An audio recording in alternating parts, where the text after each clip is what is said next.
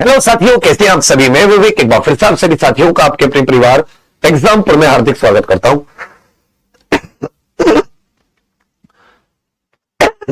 हम हैं एग्जाम्पल क्रम से क्रांति। तो चलिए साथियों शुरू करते हैं। नेपाल अपना भारत के पड़ोसी देशों में हम लोग पढ़ रहे थे। पहले 3-4 क्वेश्चन रिवीजन के आ जाते हैं। इंडो नेपाल बॉर्डर भी बताइए कि जो इंडो नेपाल अंतरराष्ट्रीय बॉर्डर है उसकी सीमा कितना है, वो कितनी लंबा है। नेपाल के एकीकरण किसने किया, यूनिफिकेशन। सोगोली की संधि कब साइन हुई, यह भी आपको बताना है। सोगोली की संधि कब साइन हुई, यह भी आपको बताना है। वर्तमान संविधान नेपाल का कब से लागू हुआ है, वर्तमान संविधान नेपाल का कॉलिंग कोड, यह भी आप सभी को बताना है कि नेपाल का कॉलिंग कोड क्या है। नेपाल का कॉलिंग कोड क्या है। इसी क्रम में आपको बताना है नेपाल रिपब्लिक कब बना, नेपाल गणराज्य कब बना, नेपाल गणराज्य कब बना, यह रिपब्लिक कब बना। इनका उत्तर दीजिए, फिर हम लोग आगे बढ़ते हैं। तो हमने देखा कल यूनिफिकेशन, यह कब हुआ था, लगभग आपको याद होना चाहिए 25 सितंबर 1768 के आसपास की बात थी। किंग पृथ्वी नारायण शाह, याद आया, किंग पृथ्वी नारायण शाह ने नेपाल का एकीकरण किया था। सोगोली की संधि 4 मार्च 1816, 4 मार्च 1816 याद हो तो। इंडो नेपाल बॉर्डर की लंबाई 1751 किलोमीटर है, 1751। वर्तमान संविधान 20 सितंबर 2015 से लागू हुआ। गणराज्य 28 मई 2008 को बना और कॉलिंग कोड +977। यह जिसका बिल्कुल सही है इसका मतलब उसने रिवाइज किया है, और जिसका सही नहीं है इसका मतलब वो अभी मौज ले रहा है। पेपर उसकी मौज लेगा। कोई बात नहीं, अभी तुम मौज ले लो, पेपर में मौज, जो पेपर होगा भैया वो आपकी मौज ले लेगा। इसमें तो कुछ है ही नहीं, सिंपल सी बात है। समझ में आया। चलिए आगे बढ़ते हैं, आगे आ जाते हैं। कुछ कुछ चीजें लिखते चलेंगे, पॉइंट वाइज बनाते चलना। अब सभी लोग इसको पॉइंट वाइज बनाते चलना कि नेपाल का सबसे ऊंचा पर्वत, नेपाल का सबसे ऊंचा पर्वत, नेपाल का सबसे ऊंचा पर्वत पूछा आपसे। Highest mountain of the Nepal, Nepal highest mountain भी आप कह सकते हैं।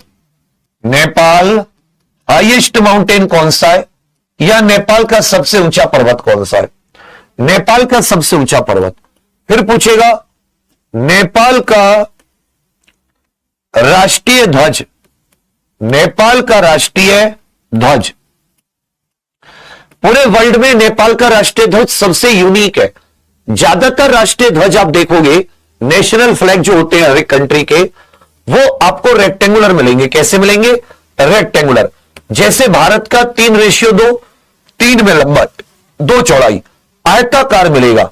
यहां का जो साथी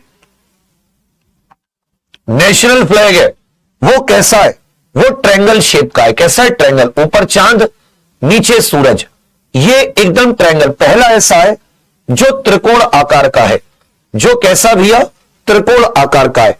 national flag of Nepal, national flag of Nepal, national flag of Nepal. तो इस तरह के क्वेश्चन पूछ ले जाते हैं। ये वर्ल्ड में सबसे अलग सा, सबसे अनोखा आप कह सकते हो नेशनल फ्लैग है। नेपाल का सबसे ऊंचा पर्वत याद रखिएगा, माउंट एवरेस्ट, माउंट एवरेस्ट। देखिए यहां जो माउंट एवरेस्ट है उसे सागरमाथा के नाम से जाना जाता है। माउंट एवरेस्ट को यहां पे किस नाम से जाना जाता है, सागरमाथा। 8848.86 मीटर ऊंचा है। कितना, 8848.86 मीटर ऊंचा है माउंट एवरेस्ट जिसको कह देते हैं। तो क्वेश्चन आपसे पूछेगा कि माउंट एवरेस्ट को नेपाल में किस नाम से जाना जाता है। नेपाल में सागरमाथा कहते हैं। नेपाल में माउंट एवरेस्ट का नाम क्या हो जाता है नेपाली भाषा में, याद रखेगा सागरमाथा। तो पूछेगा कि भाई ये विश्व का सबसे ऊंचा पर्वत भी है, माउंट एवरेस्ट ये विश्व का सबसे ऊंचा पर्वत भी है, विश्व का सबसे ऊंचा पर्वत भी यही है। Highest mountain in the world या वर्ल्ड हाईएस्ट माउंटेन, जो एवरेस्ट है, एवरेस्ट के बिल्कुल चोटी से चीन और नेपाल की सीमा गुजरती है, चीन और नेपाल की सीमा, इसलिए चीन भी माउंट एवरेस्ट को अपने यहां बताता है और नेपाल भी। तो याद रखिएगा बिल्कुल ऊपर जो इनका समिट है, चोटी है, चोटी से काल्पनिक रेखा है, वही इनकी अंतरराष्ट्रीय सीमा रेखा है चीन और नेपाल की। तो विश्व का सबसे ऊंचा पर्वत भी है माउंट एवरेस्ट 8,848.86 मीटर।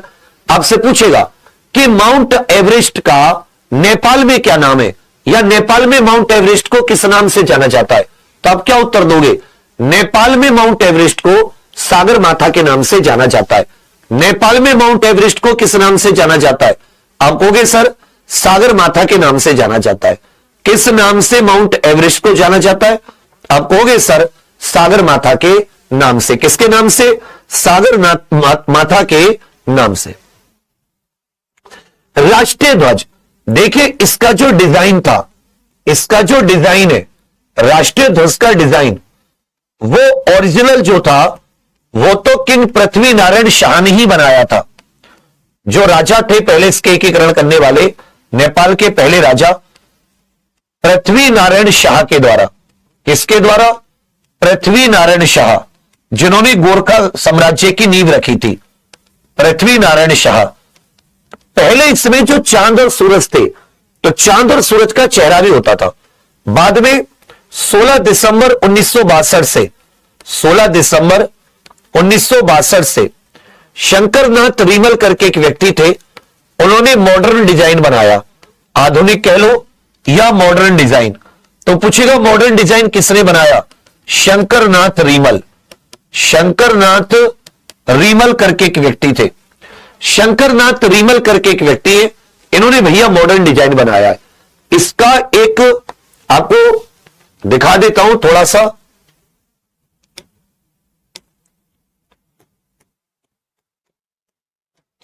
तो आपको क्लियर हो जाएगा कि भाई इसका डिजाइन कैसा है। यह साथी रेक्टेंगुलर डिजाइन है। कैसा डिजाइन है देख रहे हो? यहां पर ये रेक्टेंगुलर नहीं है, ये कैसा डिजाइन है? ये आप देखोगे तो ट्रायंगुलर। ऊपर क्या है? चांद, नीचे क्या है? सूरज। पहले यहां पर आदमी का चेहरा होता था। 16 दिसंबर 1962 से इनका, और याद रखिएगा ट्रायंगल शेप है। इसकी शेप कैसी, आकृति कैसी है? आकृति है त्रिकोणीय। आकृति कैसी हो जाती है? तो आप कहोगे सर त्रिकोणीय आकृति हो जाती है, त्रिकोणीय या ट्रायंगुलर। विश्व में इकलौता ऐसा देश है जिसके झंडे की आकृति त्रिकोणीय है। यह भी कहीं नोट करके लिख लीजिएगा कि दुनिया का इकलौता ऐसा देश है जिसके झंडे की आकृति है, झंडे की जो एक फिगर कह सकते हो, झंडे की जो शेप है वो कैसी है? ट्रायंगुलर शेप है। तो नेपाल का सबसे ऊंचा पर्वत माउंट एवरेस्ट, नेपाल का राष्ट्रीय ध्वज त्रिकोणीय है, त्रिकोणीय। और डिजाइन किसने किया था ओरिजिनल? पृथ्वी नारायण शाह। जबकि आधुनिक डिजाइन जो है मॉडर्न, वो शंकरनाथ रिमल के द्वारा। किसके द्वारा भैया? शंकरनाथ रिमल। इन्होंने अपना जो इनका झंडा है वो कब स्वीकार किया गया आधुनिक? 16 दिसंबर 1962 को। राष्ट्रीय पशु हो जाता है गाय। राष्ट्रीय पशु नेपाल का राष्ट्रीय पशु या नेशनल एनिमल भी कह सकते हो, राष्ट्रीय पशु या नेशनल एनिमल। याद रखिएगा काओ, गाय, गाय। इसका राष्ट्रीय एनिमल क्या हो गया? गाय। वहीं पर राष्ट्रीय खेल पूछ लेगा आपसे। राष्ट्रीय खेल नेपाल का नेशनल स्पोर्ट्स, नेशनल स्पोर्ट, कि भाई इनका राष्ट्रीय खेल क्या है? याद रखिएगा वॉलीबॉल। श्रीलंका और नेपाल दो ऐसे पड़ोसी देश हैं, दो ऐसे पड़ोसी देश हैं, वॉलीबॉल इनका राष्ट्रीय खेल है। वॉलीबॉल में कितने खिलाड़ी होते हैं भाई? और याद रखिएगा वॉलीबॉल में 6 खिलाड़ी होते हैं। वॉलीबॉल में कितने प्लेयर्स होते हैं? वॉलीबॉल में 6 खिलाड़ी होते हैं, 6 प्लेयर्स होते हैं। इसको भी आप नोट कर लीजिएगा। वॉलीबॉल में कितने प्लेयर्स होते हैं? आप कहोगे बड़े भैया 6 खिलाड़ी होते हैं। नेपाल और श्रीलंका का जो राष्ट्रीय खेल है। फिर आ जाता है परंपरागत ड्रेस। परंपरागत ड्रेस ये बहुत पूछा जाता है कि नेपाल की परंपरागत पोशाक या यहां की परंपरागत ड्रेस क्या है? Traditional dress. ट्रेडिशनल ड्रेस क्या है? नेपाल की ट्रेडिशनल ड्रेस क्या है कि जब तुम लोग ऊपर ऊपर से पढ़ते हो तभी तो क्वेश्चन छूटते हैं।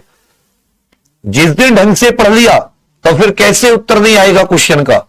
पुरुष के लिए दोहरा शुरुवाल करके एक ड्रेस होती है, दोहरा शुरुवाल करके एक ड्रेस होती है, दोहरा शुरुवाल, ये पुरुष पहनते हैं। ये कौन पहनते हैं? पुरुष।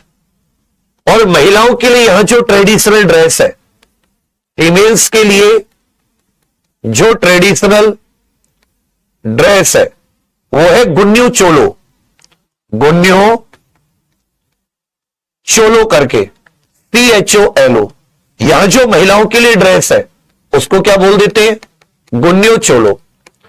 इसके अलावा जो पुरुष है वो ढाका टोपी भी पहनते हैं। ढाका के कपड़े से बनी, कपड़े की वैरायटी होती है ढाका, उसकी एक टोपी ढाका कैप कह देते हैं। तो यहां पर एक विशेष प्रकार की टोपी भी पहनी जाती है। दोहरा शुरुवाल ये पुरुषों की है, जबकि गुन्यू चोलो ये महिलाओं की हो जाती है। ये यहां की परंपरागत पोशाक है। पुरुष एक और परंपरागत टोपी पहनते हैं। आपने नेपाल की टोपी देखी होगी, ढाका टोपी, ढाका टोपी। तो राष्ट्रीय पशु हो जाता है गाय, राष्ट्रीय खेल हो जाता है वॉलीबॉल। परंपरागत पोशाक कौन सी है? तो पुरुषों के लिए दोहरा शुरुवाल और महिलाओं के लिए गुन्यो चोलो। महिलाओं की परंपरागत ड्रेस कौन सी हो जाती है? गुन्यो चोलो। महिलाओं की परंपरागत ड्रेस कौन सी हो जाती है? आप कहोगे सर गुन्यो चोलो। महिलाओं की परंपरागत ड्रेस कौन सी हो जाती है? तो आप कहोगे सर गुन्यो चोलो ये महिलाओं की परंपरागत ड्रेस है, ये महिलाओं की परंपरागत ड्रेस है। क्लियर है? चलिए आगे आ जाते हैं। नेपाल के यूनेस्को विश्व विरासत स्थल, नेपाल के, क्योंकि हम लोग नेपाली पढ़ रहे हैं तो बार बार नेपाल लिखने की जरूरत नहीं है। UNESCO world heritage sites in Nepal, UNESCO world heritage sites in Nepal, UNESCO world heritage sites in Nepal. UNESCO के विश्व विरासत स्थल, नेपाल में 4 विश्व विरासत स्थल है। जैसे भारत में 44 हो गए, यहां पर कितने? 4 विश्व विरासत स्थल नेपाल में कितने हो जाते हैं? 4। नेपाल में भैया 4 विश्व विरासत स्थल है। नेपाल में विश्व विरासत स्थल की संख्या कितनी है? आप कहोगे 4। पहला हो जाता है Sagarmatha national park, Sagarmatha national park. Sagarmatha मतलब जो माउंट एवरेस्ट है, क्योंकि माउंट एवरेस्ट का नाम यहां पर क्या है? सागरमाथा। तो माउंट एवरेस्ट के आसपास का जो क्षेत्र है उसको इन्होंने यूनेस्को विश्व विरासत घोषित, मतलब यूनेस्को विश्व विरासत स्थल के तौर पर घोषित किया हुआ है सागरमाथा। यूनेस्को ने विश्व विरासत स्थल का दर्जा दिया है सागरमाथा नेशनल पार्क 1979 में। कब दिया भैया दर्जा? 1979 में। क्लियर है? दूसरा हो जाता है यहां पर एक, दूसरा हो जाता है काठमांडू घाटी, काठमांडू घाटी, काठमांडू घाटी, या इसको काठमांडू वैली भी कह सकते हैं, काठमांडू वैली। ये जो काठमांडू घाटी है इसको भी 1979 में याद रखिएगा विश्व विरासत स्थल के तौर पर जगह दी 1979 में। इसमें कुल 7 स्थल आते हैं। कितने? 7 साइट्स। इसको एक नाम दे दिया काठमांडू घाटी। जैसे आपको याद होगा, अभी आपने 2-3 दिन पहले पढ़ा होगा कि भारत में 44 विश्व विरासत स्थल हो गए। 44वां जो विश्व विरासत स्थल है वो जो मराठा आर्किटेक्चर या मराठा वास्तुकला में बने किले, 12 किले ना, 11 तो महाराष्ट्र में, एक जिंजी किला तमिलनाडु में, तो 12 किलों को एक साथ Maratha architecture, Maratha military architecture के नाम से, मराठा मिलिट्री वास्तुकला के नाम से 44वां विश्व विरासत स्थल भारत में घोषित किया है। लेकिन उसके अंदर 12 किले। वैसे याद रखिएगा काठमांडू घाटी नाम एक है, लेकिन इसके अंदर कितने स्थल है? आप कहोगे सर 7 स्थल है। अभी लिखेंगे। तीसरा हो जाता है चितवन नेशनल पार्क। तीसरा हो जाता है चितवन नेशनल पार्क। चितवन नेशनल पार्क, चितवन नेशनल पार्क, यह साथी एक नेशनल पार्क है। इसको भी याद रखिएगा, विश्व विरासत स्थल के तौर पर जगह दी है। और इसी में चौथा लिख लीजिएगा, ऐसे आगे लिखकर चौथा, मैं यहां तो उतार देता हूं चौथा। चौथा लिख लीजिएगा लुम्बिनी। लुम्बिनी से कुछ याद आया? भगवान गौतम बुद्ध जी की बर्थ प्लेस।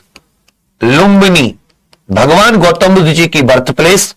1997 में इसे विश्व विरासत स्थल घोषित किया गया है और 1984 में याद रखेगा चितवन नेशनल पार्क को विश्व विरासत स्थल घोषित किया है। चितवन नेशनल पार्क को विश्व विरासत स्थल घोषित किया है।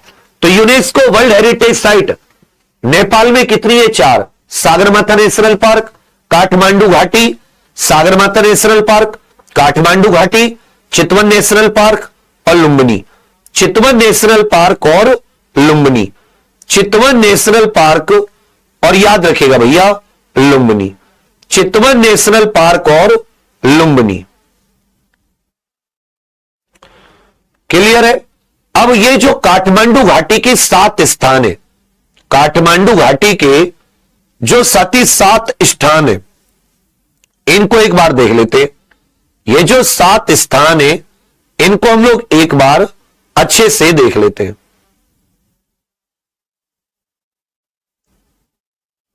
बिल्कुल सही, बिल्कुल सही।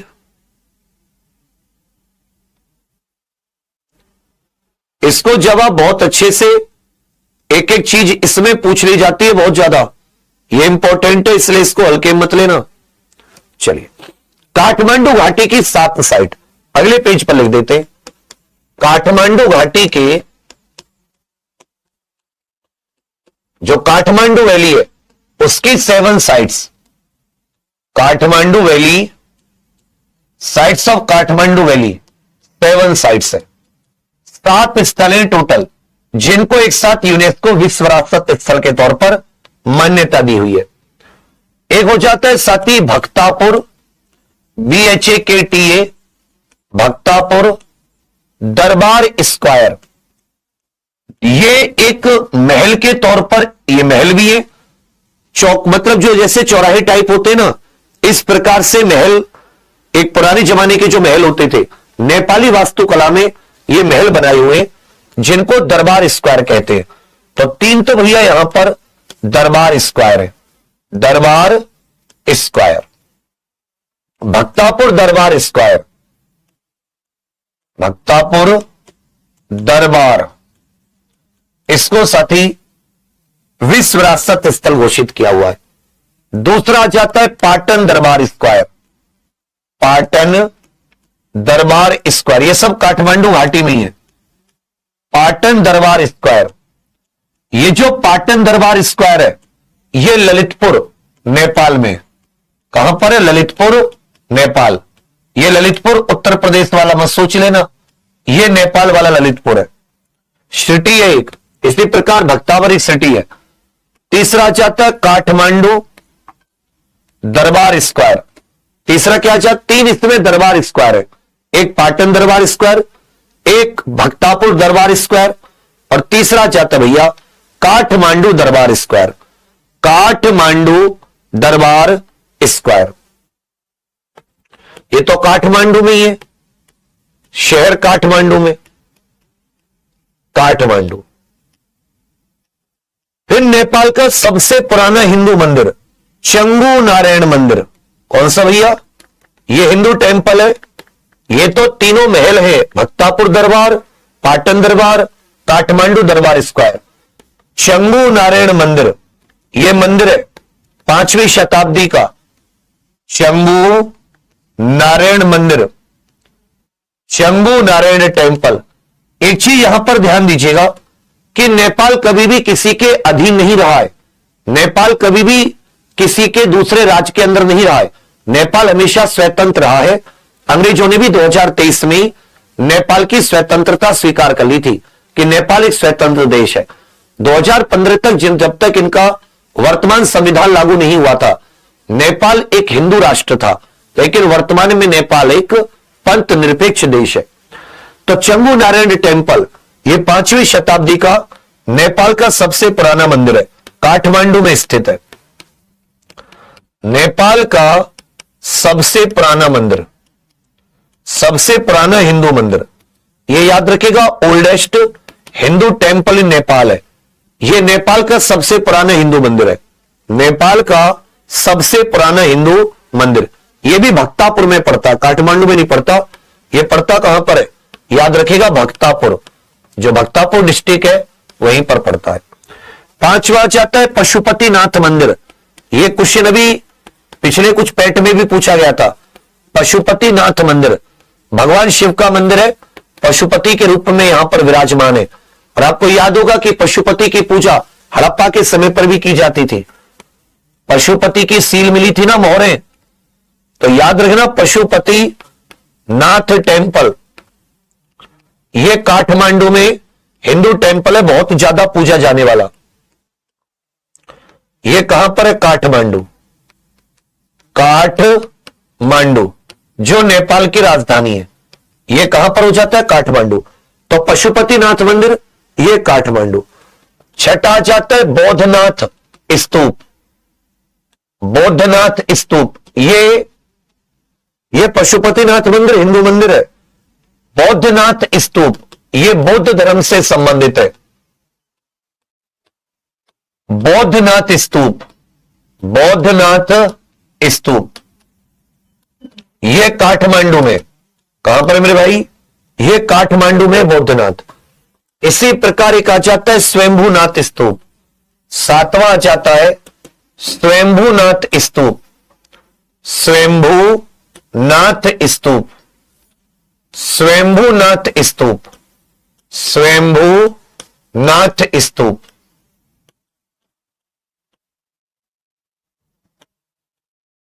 स्वयंभूनाथ स्तूप ये भी काठमांडू में। ये दोनों स्तूप कहां पर है, काठमांडू। कई बार ये क्वेश्चन पूछा जा चुका है, समझ लीजिएगा, काठमांडू में। ये भी कहां पर है, काठमांडू। तो 3 तो दरबार स्क्वायर, 2 हिंदू मंदिर और 2 ही क्या हो जाते हैं, बौद्ध धर्म से संबंधित स्थल। 2 ही क्या हो जाते हैं, बौद्ध धर्म से संबंधित स्थल। इनमें जो स्वयंभूनाथ है वो सबसे पुराना है। स्वयंभूनाथ क्या है, यह नेपाल का सबसे पुराना स्तूप, ओल्डेस्ट स्तूप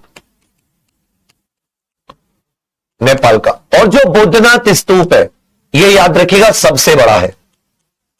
यह नेपाल का सबसे बड़ा या लार्जेस्ट है, यह याद कर लेना। तो ये 7 स्थल हैं जिनको काठमांडू घाटी के नाम से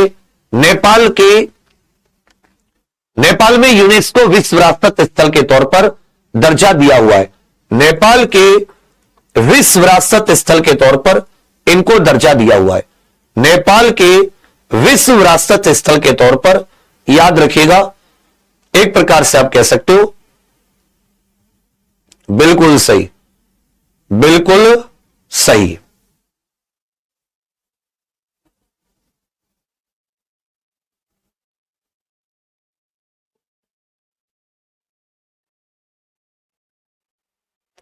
तो लिख लीजिएगा भैया इसको। तो बौद्धनाथ स्तूप ये सबसे बड़ा है, जबकि स्वयंभूनाथ स्तूप जो है ये काठमांडू में, ये सबसे क्या हो जाता है, पुराना। फिर से बताए, आज जो हमने पढ़ा वो नेपाल का सबसे ऊंचा पर्वत माउंट एवरेस्ट, जिसको सागरमाथा कहते हैं। माउंट एवरेस्ट विश्व का भी सबसे ऊंचा पर्वत है, 8848.86 मीटर। नेपाल का राष्ट्रीय ध्वज ये साथी त्रिकोणीय ट्रायंगुलर शेप का है। विश्व का एकमात्र ऐसा राष्ट्रीय ध्वज है जिसका आकार कैसा है, त्रिकोणीय आकार है। इसका डिजाइन पृथ्वी नारायण शाह ने बनाया था। आधुनिक 16 दिसंबर 1962 श्याम शंकर नाथ रिमल के द्वारा। राष्ट्रीय पशु गाय, राष्ट्रीय खेल वॉलीबॉल, परंपरागत पोशाक मेन की दोहरा शुरुवाल, जबकि महिलाओं की हो जाती है गुन्न्यू चोलो। यूनेस्को की यहां पर 4 विरासत स्थल है, विश्व विरासत स्थल। सागरमाथा नेशनल पार्क 1989 में, काठमांडू घाटी जिसके टोटल 7 स्थल है 1989 में, चितवन नेशनल पार्क 1984 और लुम्बिनी 1997। यही लुम्बिनी है जहां पर सम्राट अशोक के द्वारा लगाया गया अशोका मतलब एक पिलर है, अशोक का स्तंभ, बहुत पुराने जमाने का। और यहीं पर माया देवी टेम्पल है, माया देवी टेम्पल, माया भगवान गौतम बुद्ध जी की माता जी का नाम था। तो लुम्बिनी काठमांडू घाटी की जो 7 साइट्स हो जाती है वो है भक्तापुर दरबार स्क्वायर, पाटन जो कि ललितपुर में, और काठमांडू दरबार स्क्वायर काठमांडू। शंभू नारायण टेम्पल ये भी भक्तापुर में, नेपाल का सबसे पुराना ओल्डेस्ट हिंदू टेम्पल है, 5th सेंचुरी का, 5वीं शताब्दी का। पशुपतिनाथ मंदिर ये भी हिंदू मंदिर है काठमांडू में। जबकि बौद्धनाथ स्तूप और स्वयंभूनाथ स्तूप ये दोनों भी काठमांडू में। बौद्धनाथ सबसे बड़ा है और स्वयंभूनाथ स्तूप जो है ये सबसे पुराना है। स्वयंभूनाथ स्तूप जो है ये सबसे क्या है भैया, पुराना। यहां तक बताइए किसी को कोई दिक्कत, यहां तक किसी को कोई दिक्कत? तो बच्चा आज के लिए इतना ही रहने देंगे, क्योंकि मैं थोड़ा बाहर ही था तो बीच बीच में क्लास ले रहा हूं। इसको हम लोग कल मतलब एक क्लास में और इसको समाप्त कर देंगे, फिर इसका टेस्ट ले लेंगे। 2 क्लास और मैं ऐड कर रहा हूं पेट वालों के लिए अभी मंडे से। तो जो छोटे छोटे टॉपिक है उन्हें भी 25-30 दिन में निपटा देंगे, फिर बढ़िया से टेस्ट लेंगे, अच्छे मार्क्स आएंगे। इसको लिख लेना, रिवाइज कर लेना।